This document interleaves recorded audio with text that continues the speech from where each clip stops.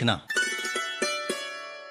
कोई भी दो व्यक्ति बिल्कुल एक जैसे नहीं हो सकते, जिसका मतलब है कि हर दूसरे व्यक्ति में कोई न कोई बात अन्यों से भिन्न होती है।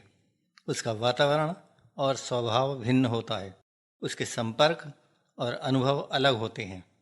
बस यहीं इस तथ्य का आधार छिपा हुआ है कि हम प्रत्येक व्यक्ति से उसके अनुभवों के ऐसे अंश ग्रहण कर सकते हैं जिन्हें हमने अभी तक प्राप्त नहीं किया है। सीखने की सीढ़ियों का कभी अंत नहीं हो सकता, क्योंकि पूर्णता तक पहुंचना आसमान की ऊंचाई तक पहुंचने के समान है।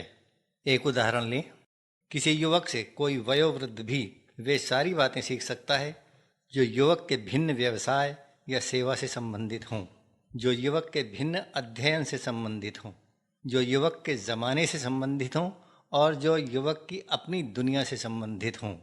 यूँ तो हर आदमी में कुछ अच्छाइयाँ होती हैं, क्योंकि कोई भी आदमी 100% बुरा नहीं हो सकता, लेकिन हम अधिक बुराइयों वाले से भी बहुत कुछ ले सकते हैं। हमें कितनी ही शिक्षाएं बुरे लोगों के द्वारा किए गए कामों के दंड स्वरूप उन्हें मिली सजाओं से मिलती हैं। ये बात कि बुरा काम नहीं करना है, बुरों को बुरी हालत में देखकर आसानी से समझी जा सकती है। अच्छा आदमी हर तरफ अच्छाई ढूंढता है। वो बुरों की बुराइयों को अनदेखा करके उनकी भी सिर्फ अच्छाइयाँ देखता है। इसके विपरीत जिसे दूसरों की सिर्फ बुराइयाँ दिखती हैं, वो अपने को बुराई प्रिय और बुराई पुंज प्रमाणित करता है।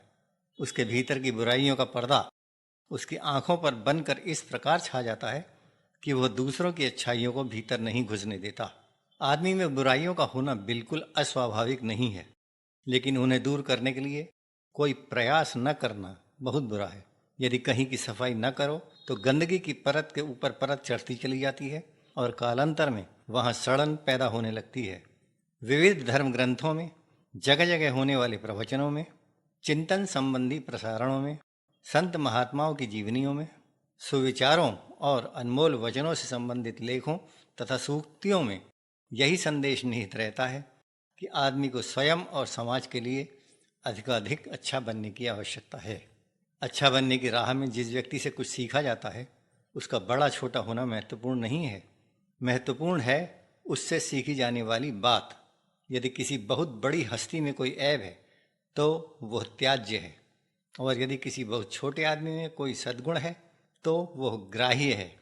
मानव का लक्ष्य मानवता की प्राप्ति है, व्यक्ति विशेष के व्यक्तित्व की प्राप्ति नहीं। उसका आदर्श सार्वभौम अच्छाई है, सीमित अच्छाई नहीं। उसे ब्रह्म का अंश कहा जाता है, उसके अंदर भगवान का निवास माना जाता है। इससे सिद्ध है कि उसमें प्रच्छन्न रूप से इतनी अधिक शक्ति मौजूद रहती है कि वह अपने भीतर के सत तत्व का सहारा लेकर अपनी सारी राक्षसी वृत्तियों का दमन कर सकता है और कितना भी अच्छा और कितना भी बड़ा बन सकता है। अपना निर्माता वो स्वयं है, जिसके लिए वह प्रेरणा और संबल कहीं से भी किसी से भी ले सकता है। यदि वह हर व्यक्ति से कुछ लेने और सीखने का रास्ता खुला रखे तो उसकी उपलब्धियों की कोई सीमा नहीं रहेगी। डॉक्टर रमेश चंद्र मेहरोत्रा की पुस्तक सफलता के रहस्य का ऑडियो रूपांतरण अरपा रेडियो के लिए